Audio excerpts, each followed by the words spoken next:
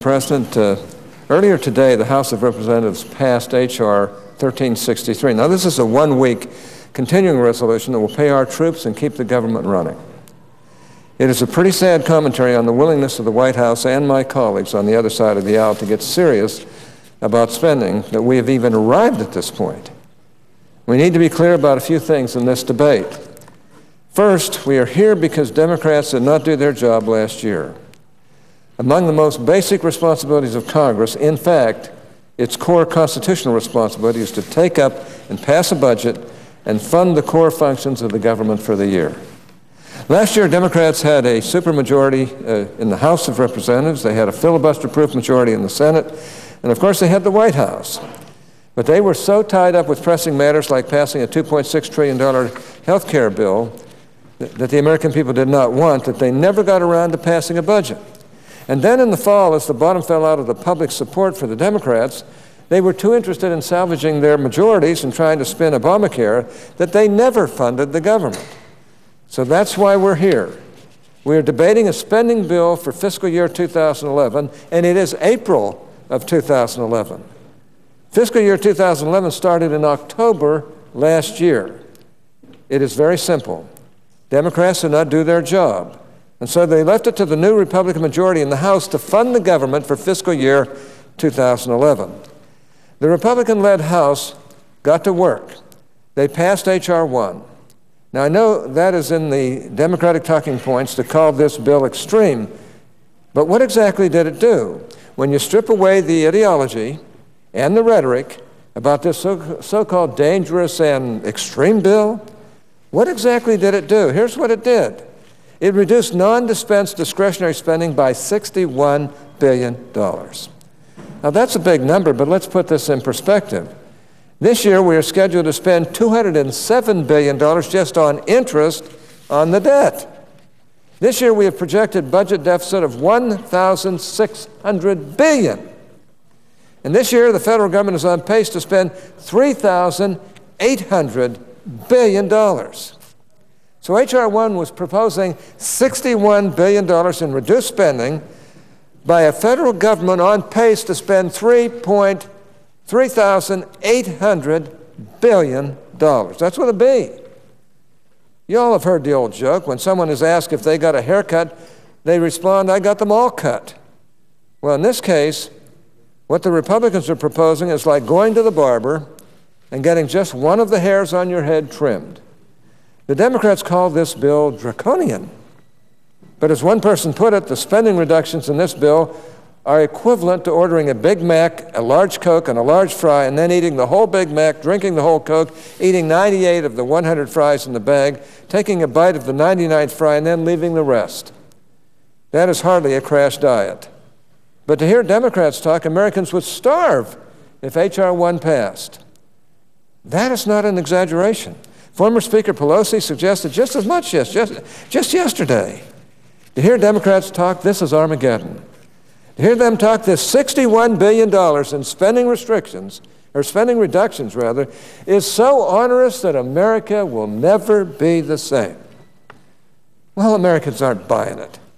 The people of Utah and people around the country understand that if the Senate were to accept the full $61 billion in spending reductions, life would not only go on, no one would notice any difference at all. Let's look at this a little bit different way. Non-discretionary or non-defense discretionary appropriations have been hiked up by 24% in the last 2 years, and 84% if you count the stimulus bill. But to hear Democrats talk, even beginning to roll back this explosion in government spending is akin to shredding the Declaration of Independence. Give me a break. The bottom line is that the cuts in H.R. 1 are more than reasonable. People who are remotely serious about reducing the size of government should accept them in full. But the White House and their Capitol Hill allies do not seem to have gotten the message that Americans want to roll back spending. Instead, they're playing politics as usual. They have calculated that if the government shuts down, if Senate Democrats refuse to pass and the White House refuses to sign a bill to reduce spending, The Republicans will be left holding the bag. They think that history will repeat itself, and just as in 1995, the public will blame Republicans for the government shutdown. Even the New York Times might not be able to carry that much water for the president and his Democratic allies. The American people get this, and they are saying enough is enough. If the White House and its Capitol Hill allies think they can force a government shutdown and blame Republicans, they must have zero respect for their constituents. The last week of negotiations has proven yet again that big spending is in the Democrats' DNA. Now, not all of them. I think we might find one or two here on Capitol Hill that have better DNA than that. They are congenitally, by and large, incapable of reducing government spending. So much so that they're even willing to shut down the government over $61 billion out of a $3.8 trillion budget. In the words of John Blutarski, when the going gets tough, the tough get going. But when the going got tough on these negotiations, the Democrats are missing in action. The president jetted off to a couple of fundraisers, and his Capitol Hill allies turned to the rankest of political smears. The incoming chairwoman of the Democratic National Committee, who until 5 minutes ago was scolding Republicans for their lack of civility, hit the ground running and claimed that the budget proposed by House Republicans for next year is a death trap for seniors and a tornado through nursing homes. So much for adult conversation. The Democratic Congressional Campaign Committee was quick to fundraise off these spending fights. In fact, while we're talking about they're shutting down the government, they're sending out fundraising letters to raise money on the problem. The Democratic Congressional Campaign Committee was quick to fundraise off these spending fights. In an email to their, dare I say, extreme base, and I use that term advisedly, they claimed that Republican negotiators are engaged in blackmail and blamed Tea Party citizens for the shutdown, rather than the Democratic leadership that refuses to pass the fiscal year 2011 spending bill and move on. I'll tell you what, they might have an easy time raising money by smearing conservative Republicans and blaming them for their mess.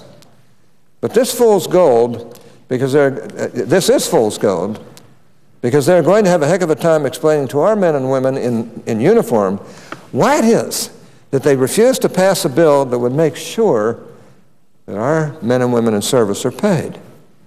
Because the Democrats in this chamber will not accept the modest spending reductions in H.R. 1. The House took up H.R. 1363 today.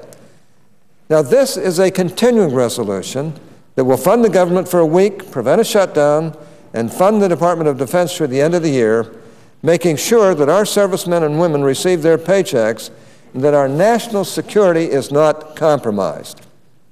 The ball is in the court of this body's leadership. The president has now made it clear that he is willing to shut down the government rather than pass the CR. They have issued a statement of administration policy suggesting they will veto this CR if passed, this continuing resolution if passed. You know, if the president wants to go off the cliff, I can't stop him.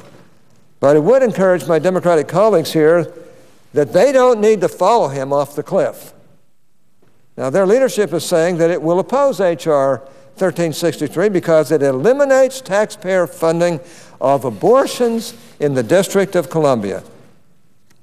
You know, in the end, I cannot believe that they would shut down the entire federal government in order to appease the most radical pro-abortion members of their left-wing base.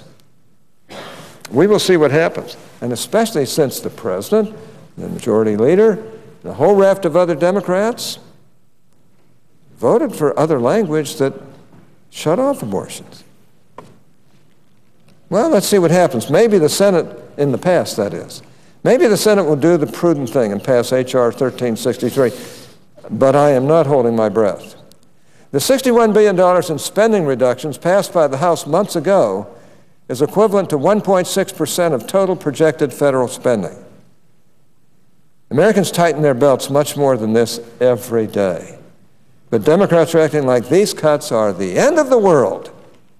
I would say that the leadership on display from the White House on this issue is pathetic, if there was any on display at all. Because the White House has showed zero leadership on the issue of spending and government bloat, because it has refused to make the decisions that would force the federal government to live within its means, we are in this unacceptable situation of a potential government shutdown. Our nation is broke. We have to stop spending money we don't have.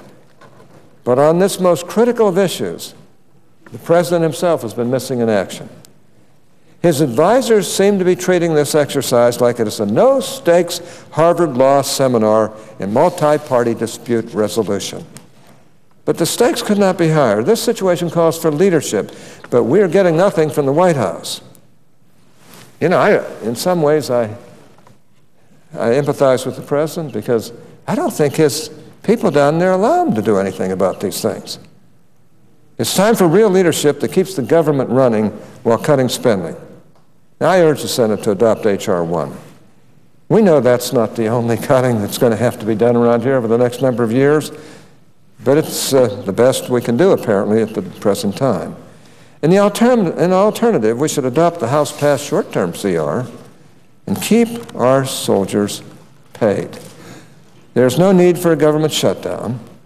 Democrats who think that clever strategists and professional politicos can spin the American people into thinking this is the Republicans' fault, even though it was the Democrats who walked away from the table, should remember last year's experience with Obamacare.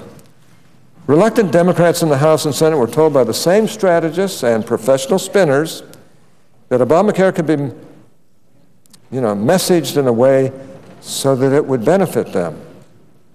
Today, there are many former House and Senate members who wish they had not bought into that snake oil. If the government shuts down, no amount of spending is going to convince Americans this was the fault of anyone other than the President and Democratic congressional leadership who have refused to make any meaningful reductions in federal spending.